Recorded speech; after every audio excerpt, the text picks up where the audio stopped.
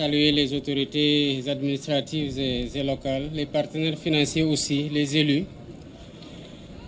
Et me réjouir particulièrement de ce projet qui a été conduit dans une très bonne synergie entre des investisseurs étrangers et le secteur privé national. C'est ce à quoi nous appelons de tous nos voeux.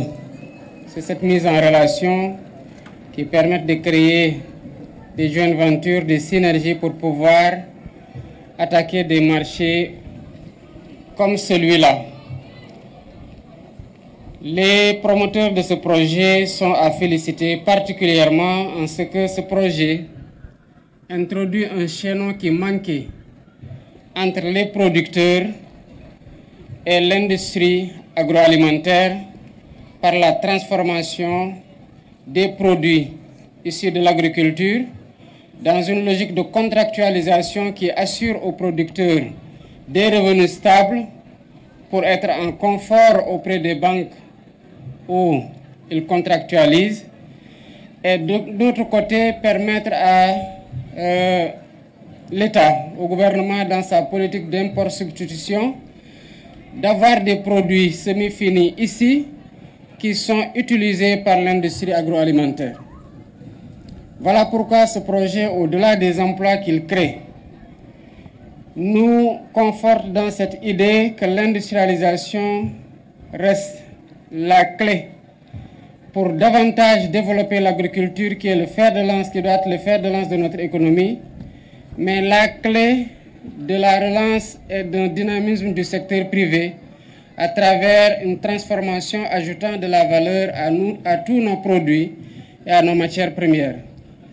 Je suis particulièrement heureux de voir qu'un projet comme ça a pu être conduit à partir de rien, très loin des zones industrielles habituelles, au plus près des producteurs et dans une logique écologique et environnementale qui me satisfait particulièrement dans la conception du projet.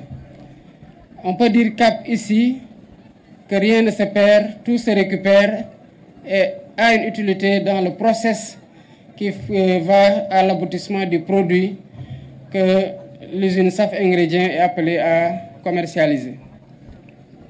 nga tënk ko ci wolof rek ban jàngat nga am ci usine bi nga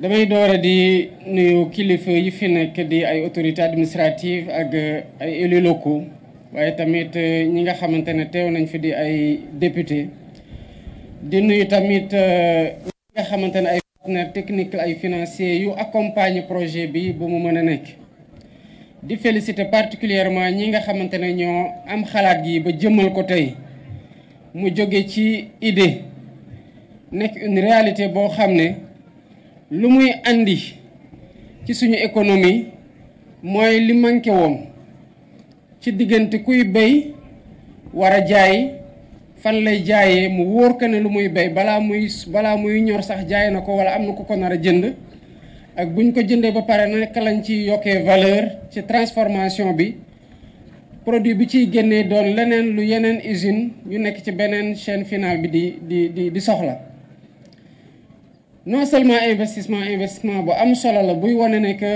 bu ñu boolee le secteur privé international ak le secteur privé local non seulement dinañ aboutir à des projets structurants yu mel ni bi waaye dinañ àgg tamit ci transfert de technologie et de savoir-faire boo xam ne Sénégal soxla na ko ci ay ndawam yoo xamante ne boo demee ci bërëb yu mel nii comme ni ñu ko gisee ay xale ñoo fi nekk xarañ lool ñi fi nekk jox leen confiance tamit responsabiliser leen ba mu aboutir ci lu mel nii.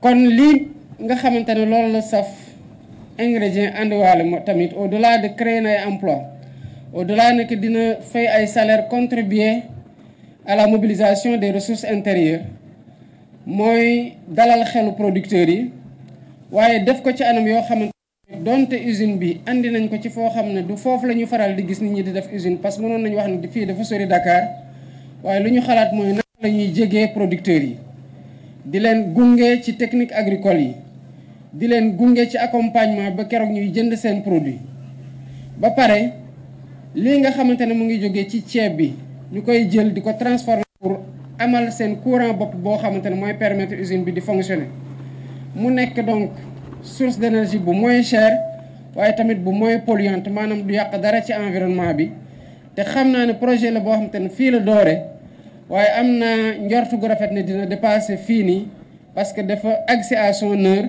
ba pare correspondre à une demande des producteurs et des agro-industriels mais surtout dugg dans le cadre de la volonté de l'État moo tax dinañu leen accompagner du mieux que l'État pourra pour ñoom ñu mën a am développement bu gaaw mën a rentabiliser seen investissement mën a jublu tamit ci yeneen projet parce que xam naa ñi porter projet bi nii am nañ ay yeneen projet ak gis-gis goo xam ne luy jëmale. waaw damay jëkke waaw c'est-à-dire sama message bu jëkk mooy message yu sant yàlla waaye nag sant samay mbokk sama message bu jëkk mooy di ñaan ci yàlla mi ñu may ba ñu yegg si fii nag mu gunge ñu ndax liggéey bi léegi la soogay commencé mais ku mën def lu mel ni ci réew lu day na président de la république bàyyi yitteem yëpp ñëw xoolal rek war na doy mais waxuma nag mu ñëw xool ko dugg ci biir moom ci boppam mu yéemu kon ñun sas nañ ñu la ñu amoon ba am xalaat bi ba def ko man nag ñi ko sumb muy sama benn mag bu baax a baax muy grand Alioune Ndour Diouf yàlla nañu yàlla jàppale gunge ñu tette ñu leeral ñu yoon bi loolu rek laa bëggoon wax ci wolof. ñëw président bi nag. L'arrivée du président est une satisfaction morale parce que dans tous les pays nous avons un seul représentant, c'est notre président de la République. Nous avons œuvré et nous ne sommes que des hommes d'affaires. Nous avons pensé réaliser ce bijou, il faut l'appeler bijou. Mais si nous le réalisons et qu'aujourd'hui, à partir d'aujourd'hui, nous avons l'approbation du président de la République, nous devons doubler l'effort qui nous avait animés pour arriver à ce projet. Et Inch'Allah, nous le ferons. Et l'usine, l'importance de l'usine pour les producteurs? L'importance de l'usine, c'est ce qui nous a motivés à le mettre ici.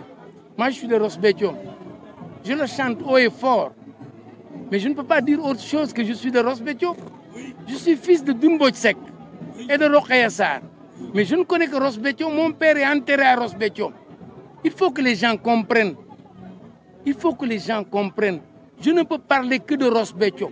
Je ne peux pas parler ailleurs et je ne parlerai que Ross Béthio. Donc, et c'est une satisfaction et tous les fils du Delta doivent être contents, doivent être satisfaits. Et moi, je vais remercier Alioune Ndour Diouf qui a permis que cette usine soit installée ici. Et ça, sincèrement, je le dis. Mais l'importance de cette usine,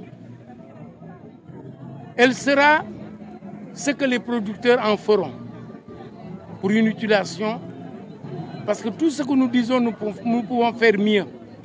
Aujourd'hui, nous sommes sur des tests d'oignons. Nous allons le produire. Mais nous attaquons le piment. Nous attaquons l'haricot. Nous allons attaquer l'ail. Nous allons attaquer même peut-être la mangue. Nous pouvons faire mieux. Mais pour ne pas aller très loin, on est des musulmans. On ne va pas préjuger ou présager de l'avenir, mais on veut vous faire des surprises. Cette usine, les producteurs diront sa valeur. Et laissons-nous un an, Inch'Allah, et nous le ferons. Importance usine bi nañ ko bàyyi ak baykat yi ñoom dinañ ko wax mais leen rek laa ci mën wax ci importance am usine bu mel nii ci Afrique yëpp fii rek la am Afrique ba mu jeex fii rek la am mais ci monde bi yëpp ba mu jeex ñun rek ñooy utiliser biomasse c'est-à-dire baykatu ceeb bi ma nekkoon balu ceeb bi mu daan sànni di ko tuur ak di ko lakk ak doom fu mu ko def ñun léegi bis na ko tey daañ ko jël li ma ciy ragal rek bis na ko tey boo sàgganul au lieu ñu sànni ko dañ ñu koy jaay waaye nañ def ndànk jërëjëf yéen ñëpp yàlla na leen yàlla fay jërëjëf de tout. De Saint-Louis de manière générale. Oui, donc je veux remercier le bon Dieu avant tout et honnêtement rendre hommage à toutes les personnes qui se sont déplacées pour venir honorer en toute bonne foi la présence du président de la République. C'est des personnes qui viennent de tout horizon et qui ont permis au président de voir ce qui s'est passé. Et je dis merci à toute la population du Waalo, de Saint-Louis, de Takgagne, de Podor, de tous les producteurs. Je ne veux pas prolonger, mais je remercie tout le monde. Et franchement, je ne fais que remercier tout le monde. C'est pourquoi je prends la parole. On est tous des musulmans. On est vendredi. Le président est venu très tôt, à 9h, et toutes les personnes étaient là. Merci de tout cœur. Merci de tout cœur, parce que ça montre que cet investissement, vous vous en appropriez. Merci et merci. Merci. Voilà. Je n'attends rien de la population, parce qu'ils m'ont montré qu'ils sont propriétaires de cette usine. Ils m'ont montré ça. Donc les producteurs vont s'en approprier, et c'était ça qui était un point important. Mais ce qui est plus important, c'est que j'ai eu une note de marque qui est le président de la République, et la population est venue lui dire Dalal ak jàmm, monsieur le président de la République, et ça m'a suffi. Merci.